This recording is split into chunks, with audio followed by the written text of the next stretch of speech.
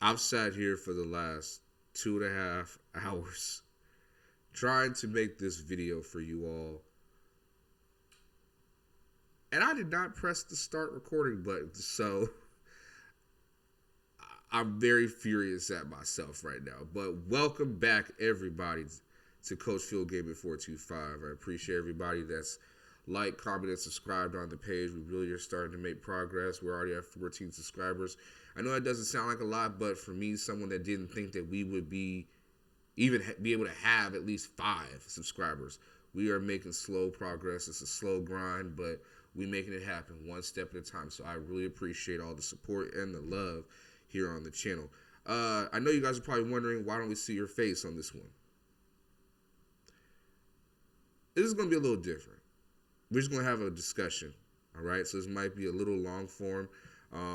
This discussion is going to be more kind of a look back at something that I said a day or so ago.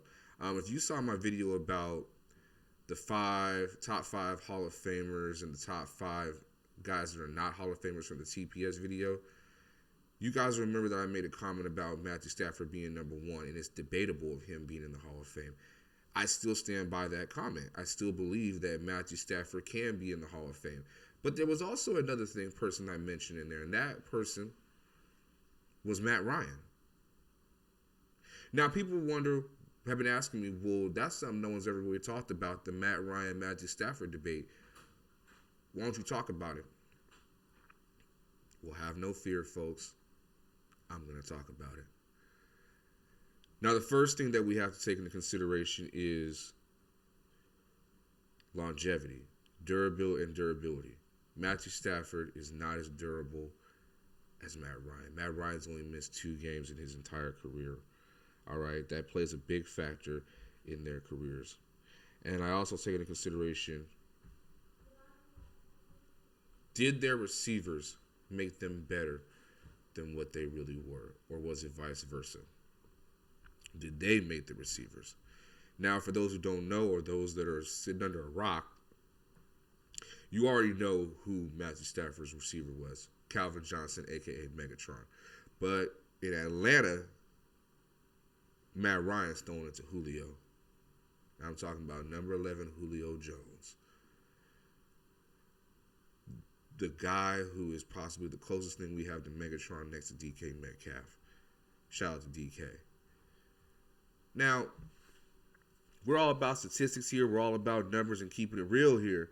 So let's just take into consideration first what they were capable of doing with these star receivers and what they were capable of doing without these star receivers. Now, we'll start with Matthew Stafford. Matthew Stafford had Calvin Johnson for 6 seasons, 2009 to 2015.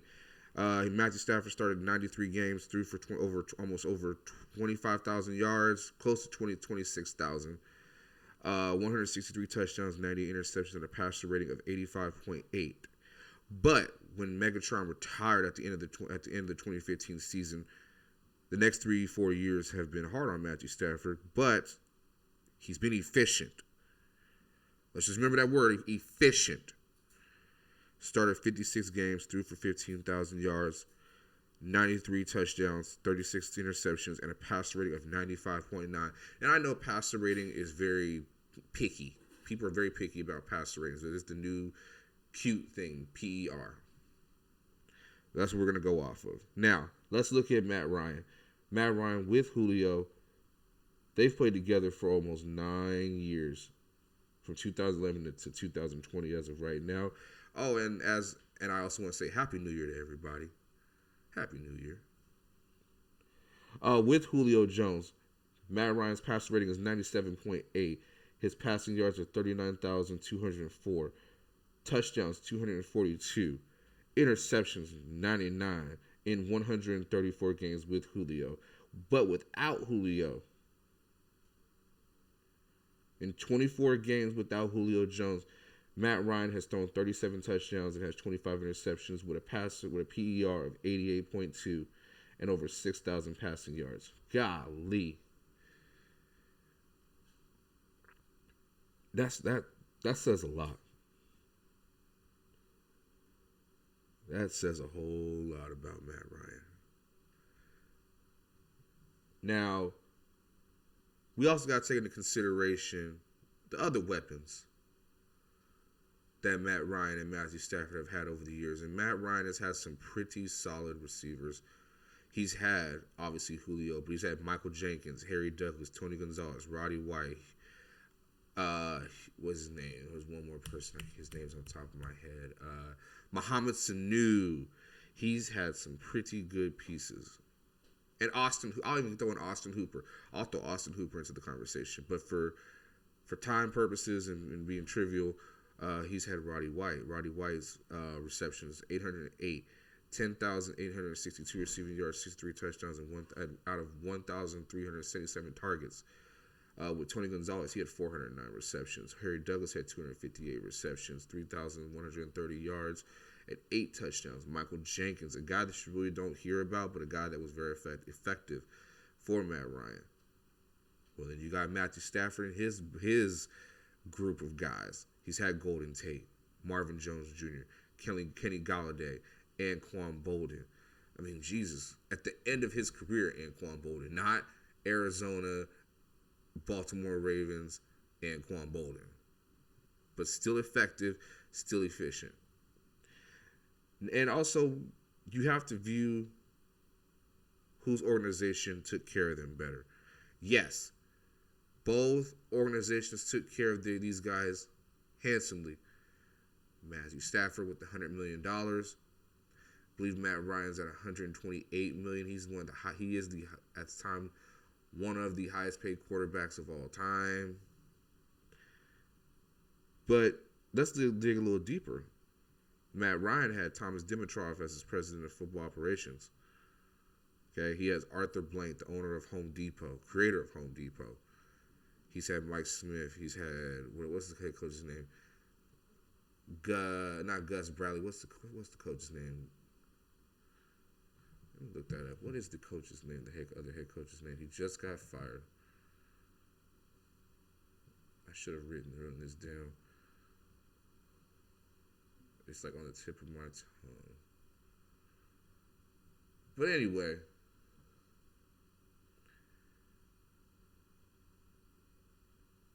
Dan Quinn.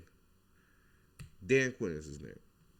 You also got to take into consideration Matt Ryan has some pretty solid offensive coordinators. Not world beaters, but solid offensive coordinators. He had Mike Mularkey for 4 years.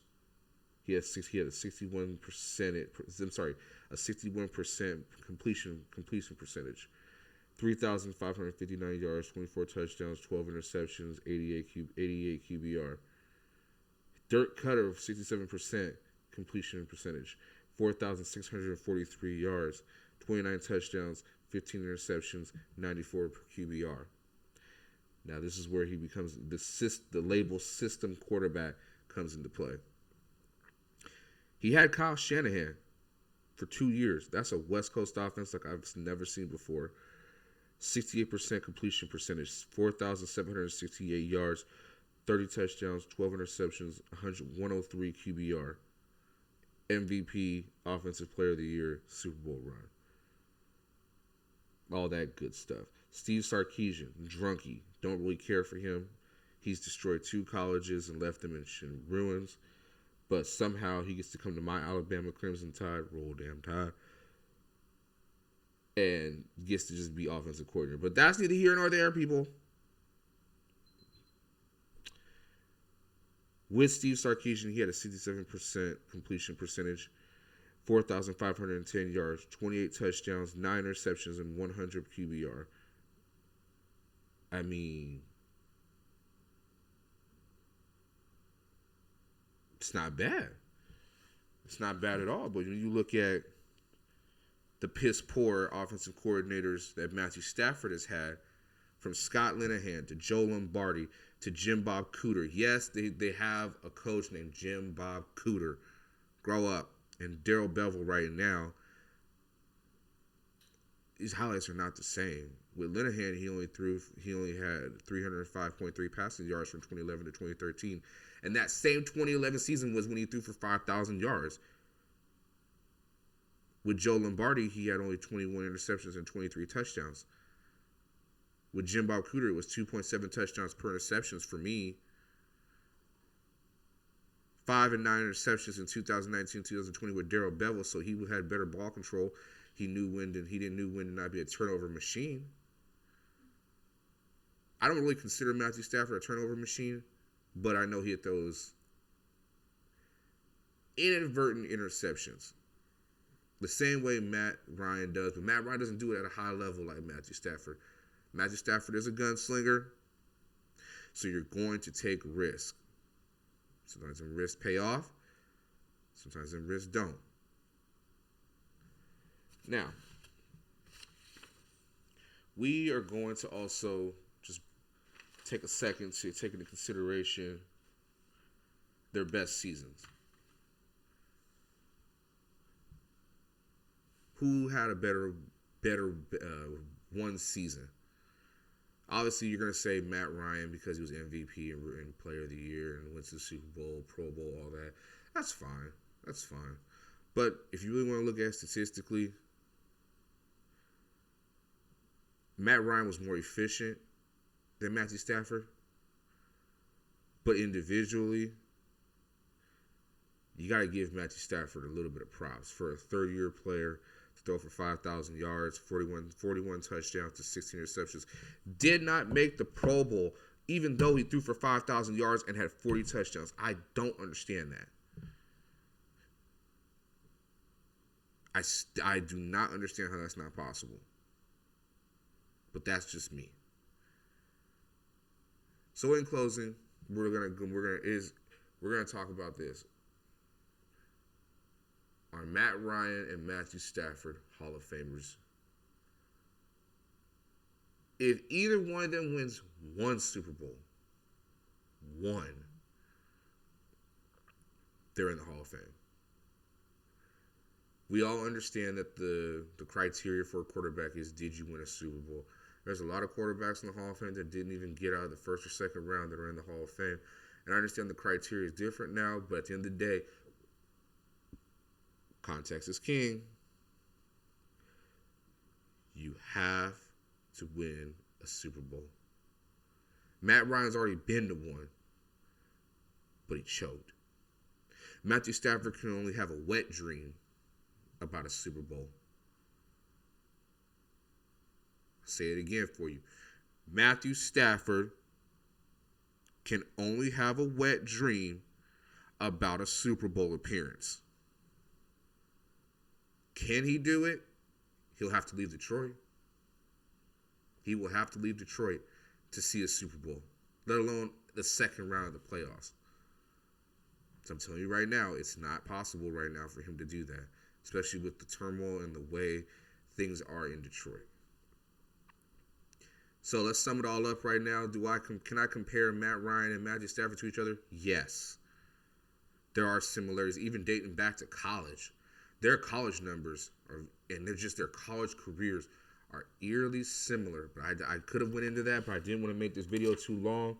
But I will say, though, that these comparisons are uncanny. Matt Ryan is just a more durable Matthew Stafford, and Matthew Stafford is just more of a gunslinger than Matt Ryan. But they're two halves of a whole idiot, in my opinion. So, with that being said, make sure you guys like, comment, and subscribe. Make sure you guys, if you have any topics you want me to talk about and do any other comparisons, any other discussions you guys want me to have, please do not hesitate to comment down below on this video right here, or even just message me. Comment and message me on Instagram, on any of my social medias, whether it's Twitter, Instagram, TikTok. Hit me up. Let's talk. I'm a normal guy. We can chop it up and have a discussion. You might even get your name mentioned in one of the videos. So, with that being said, you guys take care. Enjoy New Year's. I'm out. 1.